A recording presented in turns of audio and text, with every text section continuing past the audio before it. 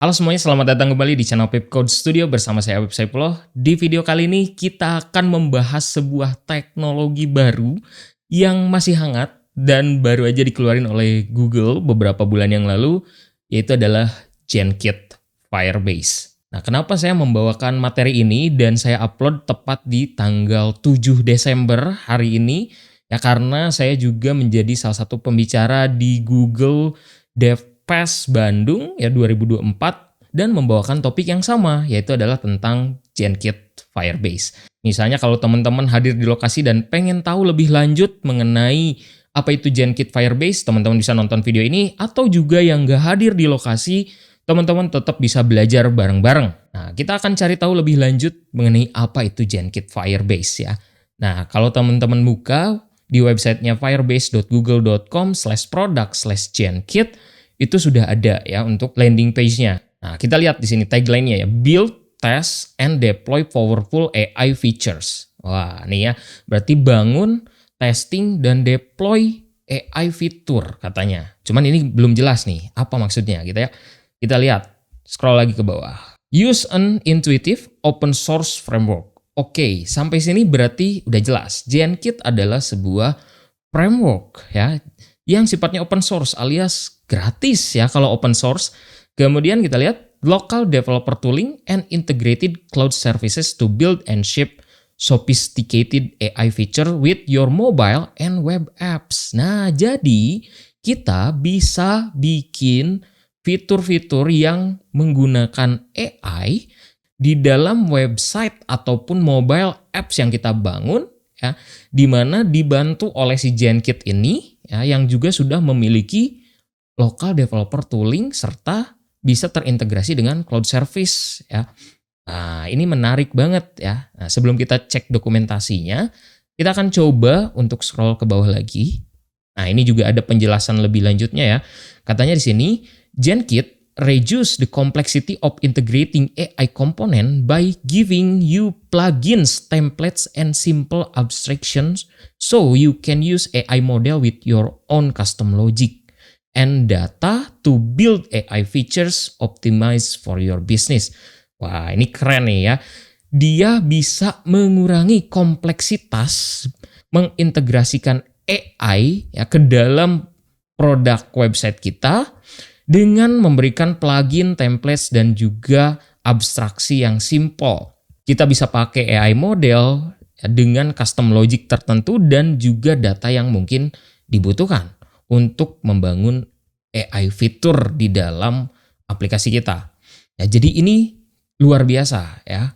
Karena sejauh ini yang saya rasakan salah satu yang cukup lumayan painful adalah ketika kita mau bikin website ya, atau produk berbasis AI itu lumayan ribet ya ketika kita setup, apalagi kalau misalnya pakai JavaScript ya, yang mana biasanya bahasa pemrogramannya itu kebanyakan Python gitu ya. Nah, cuman ini lumayan menarik. Kita lihat lebih lanjut lagi ya. Nah, di sini juga dia memberitahu bahwa bisa di-deploy serverless ya menggunakan Cloud Function di dalam Firebase atau Cloud Run ya, punyanya Google Cloud Platform. Dia juga punya tools ya untuk development, di mana kalau misalnya kita bukan seorang front end, kita pengen kembangin AI-nya dari sisi back end, dia juga sudah menyediakan debugging tools-nya dan sudah menggunakan GUI ya, sehingga lebih mudah untuk melakukan debugging. Nah, jadi ini juga fitur-fiturnya nih ya, plugin yang extensible, jadi dia punya banyak plugin yang bisa kita copot pasang gitu ya. Biasanya plugin ini nanti berhubungan dengan bagaimana model dipanggil ya. Apakah menggunakan Gemini misalnya dengan Gemma atau misalnya dengan OpenAI API ya, itu bisa. Kemudian juga structured output di mana kita bisa membuat data yang strongly typed.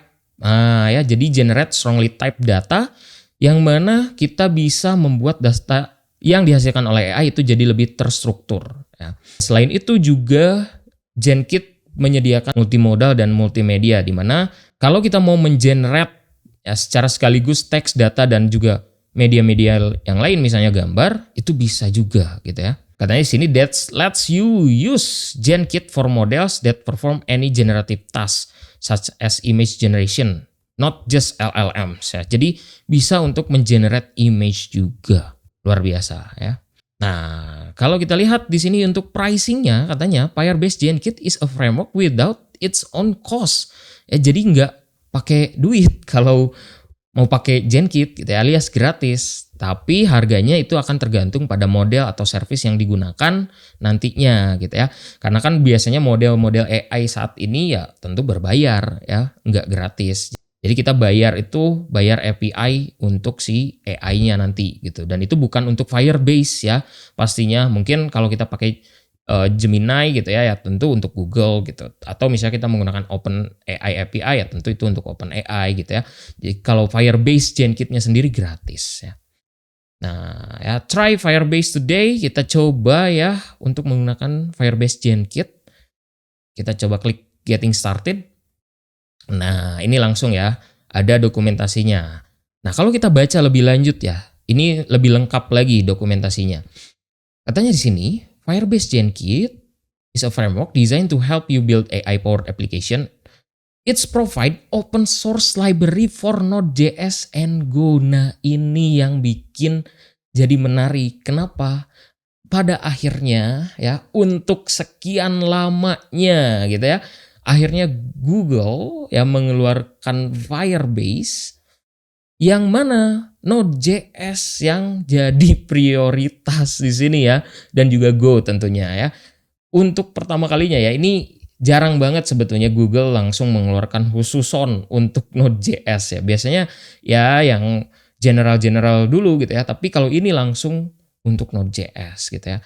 Plus developer tools for testing and debugging ya. Ini ada developer toolsnya juga. Mungkin kita nggak bahas di video kali ini ya untuk developer toolsnya, tapi nanti kita akan bahas lebih lanjut di video-video yang lain. Ya, jadi kalau mau pakai Node.js, langsung dokumentasinya pakai yang ini katanya ya. Nah kalau mau pakai Go ada juga ya, silakan aja diakses gitu. Jadi dokumentasi utamanya langsung menggunakan Node.js. Nah ini yang menarik ya. Dan kalau kita lihat, you can deploy and run GenKit libraries anywhere Node.js is support. Nah, ini menarik kenapa? Karena berarti kalau misalnya nanti kita pakai Next.js, kita bisa deploy di Vercel ya. Yang mana kita bisa bikin aplikasi AI deploy-nya gratis. Gitu ya. Dan juga kalau kita lihat di sini, it's designed to work with any generative AI model, API, or vector database. Jadi sudah mensupport berbagai macam model API dan juga vector database.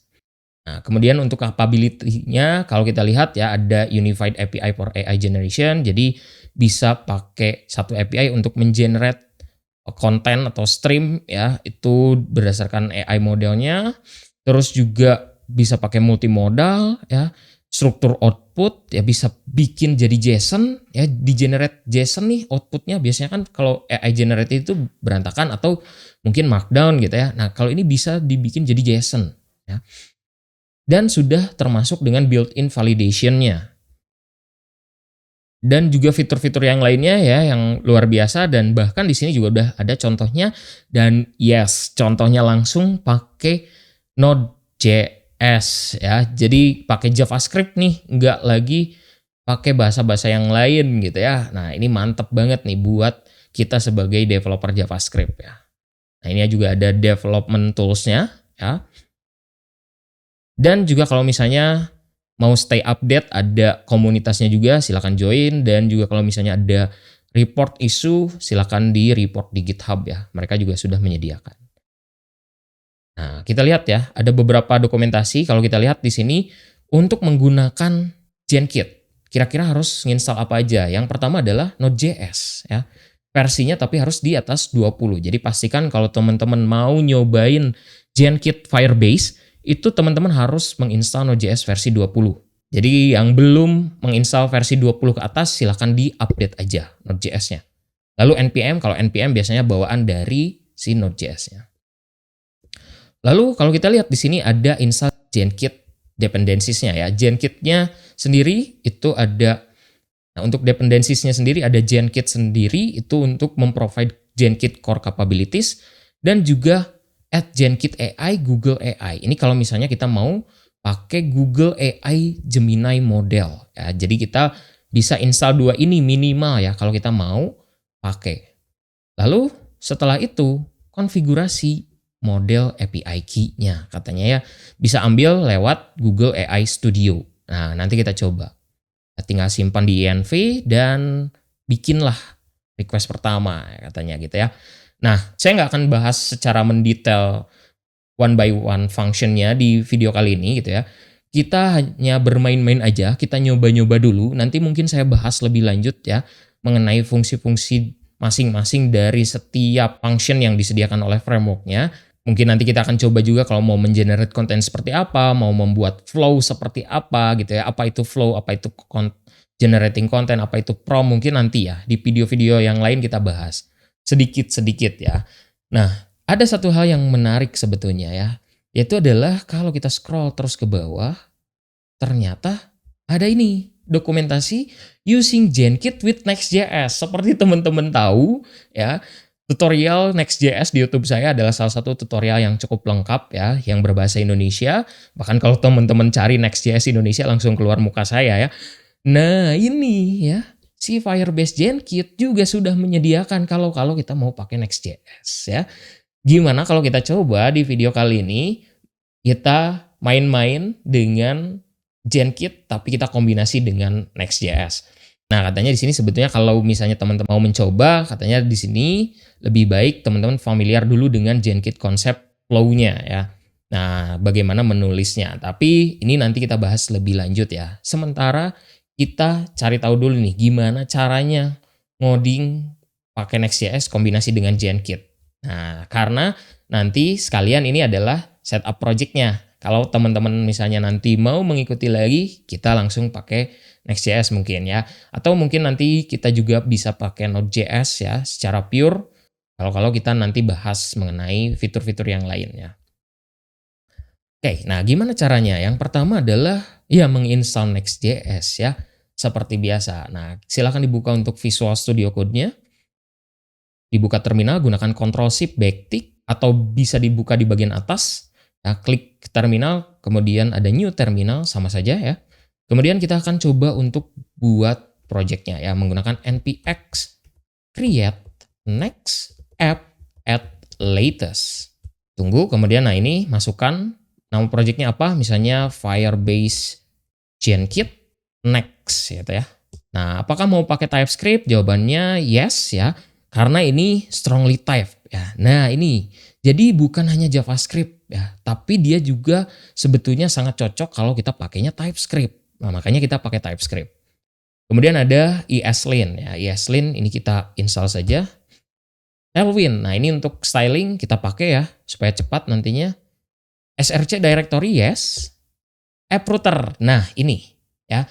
Nah kalau kita lihat di dokumentasinya ya, ini sih menggunakan use server.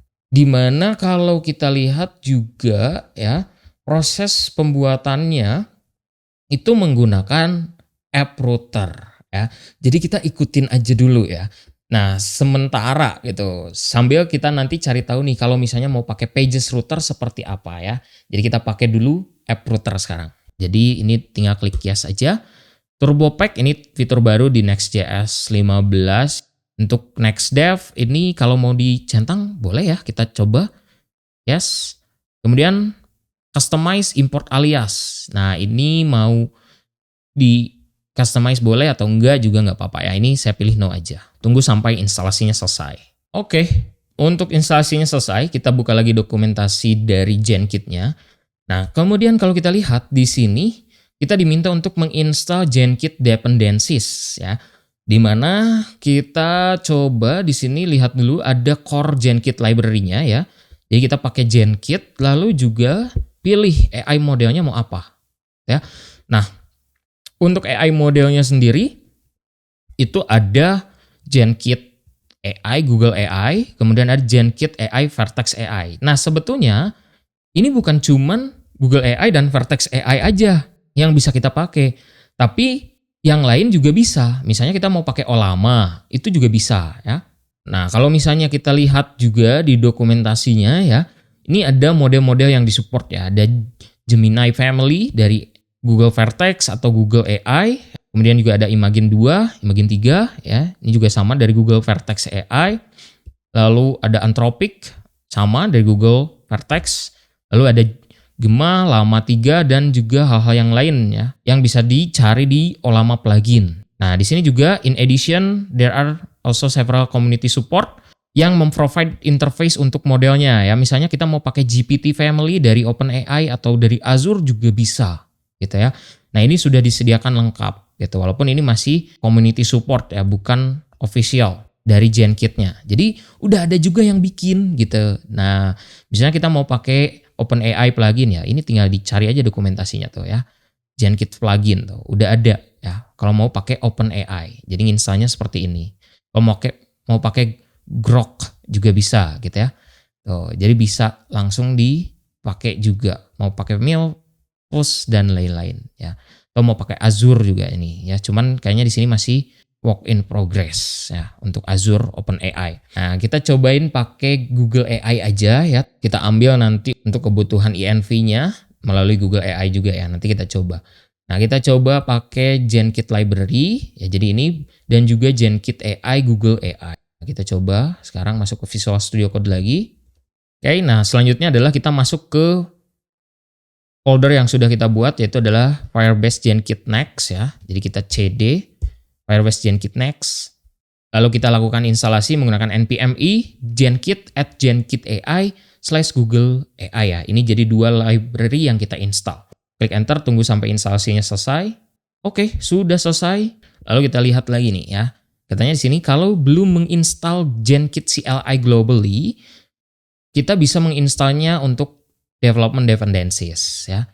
Nah, juga TSX Tools katanya rekomendasi ya kalau kita mau untuk melakukan testing terhadap kode yang kita buat. Itu adalah untuk ditaruh di dev dependencies npm i -d besar GenKit CLI TSX. Tinggal klik enter. Nah, sudah ada ya untuk library-nya. Kalau kita cek juga di package.json sudah terinstall harusnya ya untuk setiap kebutuhan yang tadi kita sudah install untuk GenKit-nya. Kemudian kita baca lagi di sini ya. Langkah berikutnya yaitu adalah membuat flow ya.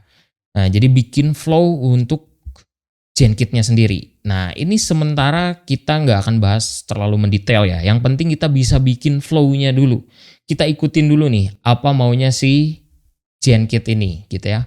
Nah, jadi kita akan bikin di sini ya. Kalau kita baca di sini ya, untuk flow-nya sendiri di sini adalah untuk mengenerate atau men-invent menu item untuk sebuah restoran. Untuk bikinnya katanya di sini kita bikin file src, app, dan GenKit TS. Nah, kita coba dan juga tambahkan use server ya di atasnya. Karena apa? Katanya kita hanya bisa merunning flows ini dari server backend ya. Jadi kita harus tambahkan use server. Kita coba bikin. Nah, di dalam src app tadi tambahin genkit.ts. Oke, terus kita tambahin use server. Lalu kita baca nih ya. Kita akan membuat instance untuk AI-nya dulu ya. Di sini kalau kita lihat menggunakan AI function dari GenKit lalu memasukkan plugin dan model yang mau dipakai. Nah, ya. Modelnya itu dari si GenKit AI, Google AI ya. Oke, kita coba ya. Berarti di sini import itu adalah tadi Gemini 15 Flash ya. Nanti kita lihat apakah ini benar atau enggak gitu ya. From GenKit AI Google AI. Ini kita cari aja. Kalau udah kayak gini harusnya lebih gampang. Nah, ada ya. Ada 10 Pro, ada 15 Flash dan 15 Pro. Ini model-modelnya ya. Kita gunakan 15 Flash saja. Kemudian kita import GenKit from GenKit. Lalu kita bikin cons AI sama dengan GenKit. Dia punya parameters yaitu adalah optionnya. Nah, optionnya sendiri ini adalah yang pertama ada model. Model yang kita pakai yaitu adalah Gemini 15 Flash ya. Kemudian yang kedua adalah plugin. Nah, ini ya. Pluginsnya itu berupa array. Kita masukin di sini Google AI ya. Nah, ini diimport juga dari Google AI-nya. Google AI. Jadi kita panggil di sini Google AI. Nah, ini yang jadi salah satu kelebihan dari si GenKit ya. Nanti kalau misalnya kita punya model yang lain yang mau kita pakai, tinggal ganti-ganti aja pluginnya ya dan juga modelnya gitu ya. Oke, ini model dan plugin sudah ya. AI-nya sudah kita buat. Kemudian kita bikin flow sekarang ya. Menggunakan define flow. Ya, kemudian juga ada dua parameter ya kalau kita lihat. Di sini ada name input dan output dan juga ada asynchronous function ya di sini yang dijalankan untuk mengenerate sesuatu dari AI-nya ya. Nah, kita coba ya, kita bikin juga. Di sini kita miripin aja ya, export cons. Ini harusnya namanya bebas ya. Cuman kita samain menu suggestion flow. Dia adalah AI.defineFlow. Ya, jadi kita bikin dulu flow AI-nya. Nah, kemudian kalau kita lihat di sini, define flow sendiri itu ada dua argumen katanya ya. Ada config-nya dan juga ada function yang dijalani nanti gitu ya. Nah, ini konfigurasinya kalau kita baca-baca di sini ya, dia menggunakan Zod untuk validation-nya ya. Jadi secara default GenKit udah bawa Zod ya. Nah, jadi kayak gini nih. Harusnya ada nih. Kalau saya coba di sini kita define nanti inputnya ya, karena nanti misalnya menerima input ya. Input skema itu saya mau dia berupa string. Nah, ini ya. Ini salah satu yang saya nantikan. Kenapa? Karena akhirnya AI ini jadi punya kejelasan ya. Tipe data yang dibikin nanti apa gitu, yang dimasukkan apa, jadinya lebih terdefine. Nah, terus kita lihat juga ada name ya. Ini namanya. Kita tambahkan juga name. Berarti di sini kita beri nama menu suggestion ya. Kayak gini ya. Menu suggestion. Dan nanti outputnya mau apa? Bisa kita define juga ya.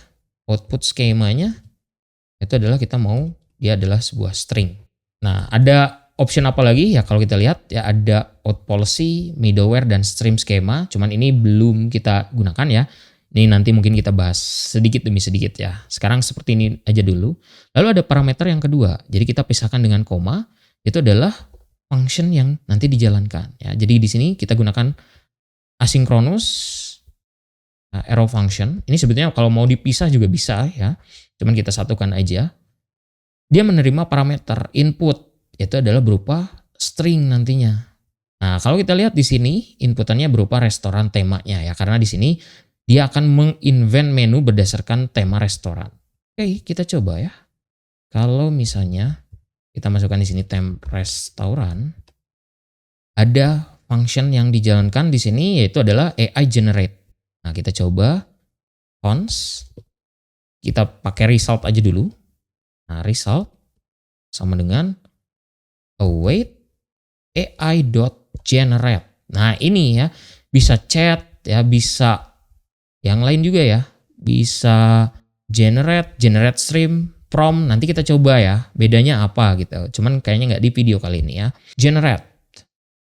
Prompt-nya apa?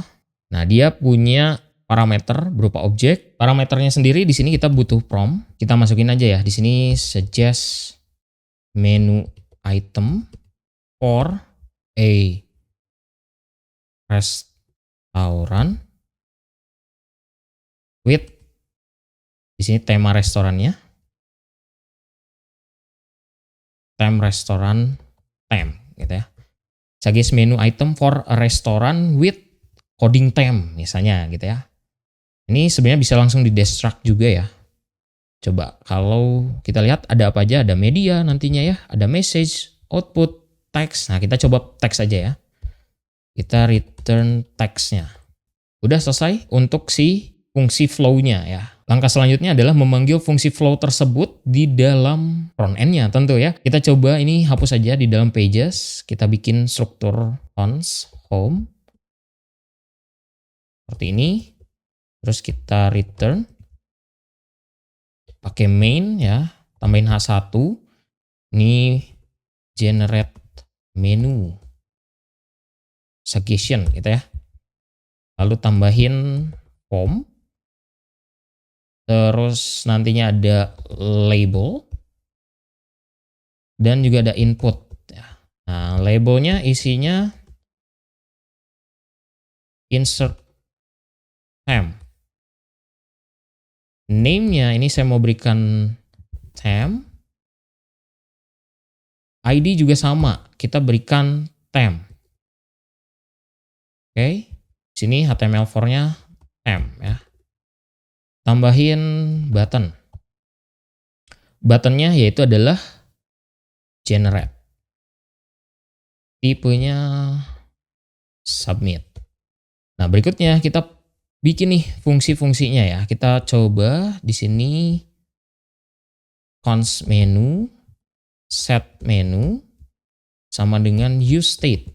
Kita bikin state dulu nanti untuk menyimpan menunya ya. Use state ya. Ini import from React. Kemudian kita bikin functionnya asynchronous function generate menu. Nanti dia menerima event.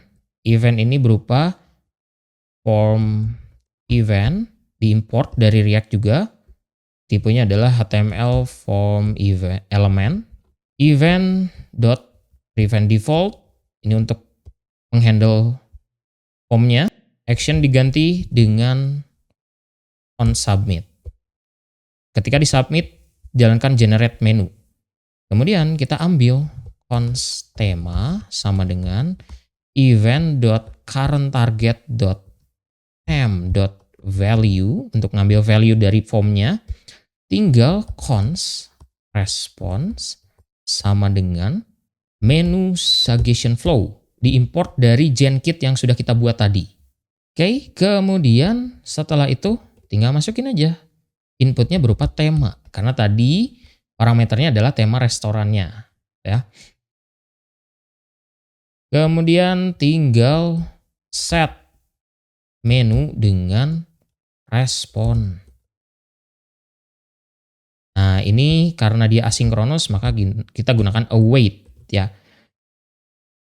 Udah beres ya untuk functionnya.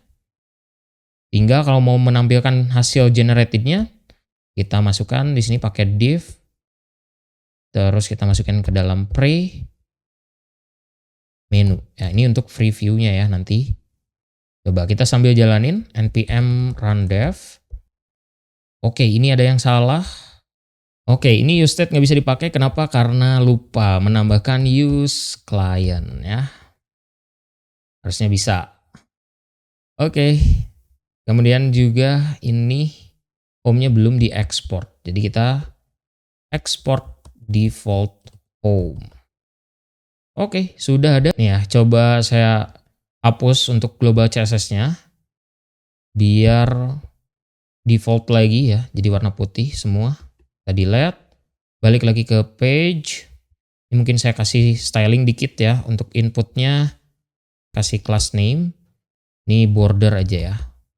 Karena kita udah pakai Tailwind ya. Nah, sementara biar kelihatan ya. Terus juga mungkin MX2 biar ada jarak. Nah, ini udah ada generate ini button, kita tambahin aja class name BG blue 500 text white PX2 PY1. Nah, sudah ya. Yang penting kelihatan dulu buttonnya gitu ya. Kita coba sekarang untuk generate, tapi ini pasti belum jalan. Kenapa? Karena ada satu langkah terakhir yang harus kita lakukan, yaitu adalah, nah ini, mengambil API key-nya ya, dari Google AI. Ya. Kita coba di sini untuk mengambilnya, nah, masuk ke aistudio.google.com, gunakan akun Google untuk login, terus tinggal get API key. Ya. Kemudian create API key. Nah, ini generating. Oke, tinggal di copy aja ya, hasil generate-nya. Copy. Kemudian kita bikin sebuah file, yaitu adalah .env.local. Ini untuk menyimpan environment-nya nanti. Kita balik ke dokumentasi dari Firebase-nya. Nah, kemudian di sini ada Google Gen AI API Key. Nah, jadi kita masukinnya itu ya, Google Gen AI API Key. Google Gen AI API Key. Oke, ternyata ini disatukan, Gen AI-nya, API Key-nya dipisah. Walaupun sebenarnya env aman-aman aja ya. Mau apapun itu. Tinggal di paste ke sini, masukkan, lalu kita panggil di dalam GenKit. Di dalam pluginnya, tambahin API key. Diambil dari process.env.google Gen AI API key. Coba kita cek sekarang di apps yang sudah kita buat. Kita sambil inspect. Ya, kita lihat di network. Nih, kita masukin generate menu suggestion, insert temanya coding misalnya. Generate. Nah, ini sudah ya, dia nge-fetch ke GenKit. Nah, dan sudah ditampilkan ya. Tuh, kita melihat di sini payloadnya coding dan resultnya adalah ini ya. Tuh. Langsung muncul hasil generatednya ya. Ada appetizer-nya apa aja gitu ya. Main course-nya apa, dessert-nya apa, drink-nya apa gitu. Nah, ini ya ternyata gampang banget ngodingnya, cuman sedikit aja ya teman-teman tuh.